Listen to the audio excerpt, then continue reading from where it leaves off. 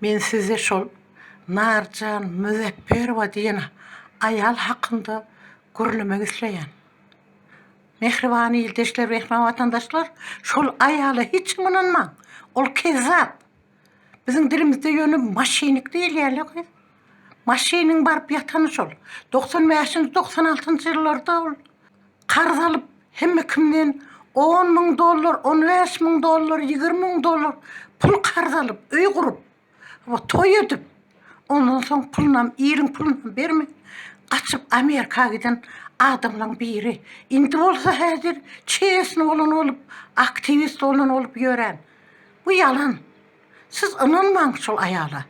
Kıyızın agima diyen olsa, kıyızın agima, Müzefferova diyeni, 2 yıl bundan ol Türkmenistan'a geldi de men Amerikan pasolluğunda, Amerikan elçihanasında işleyendim. Adamlardan $1,500,000 alıp men size Amerika'ya geçirecek deyip iyilin pulunu alıp oğurlap kaçıp giden adamlar.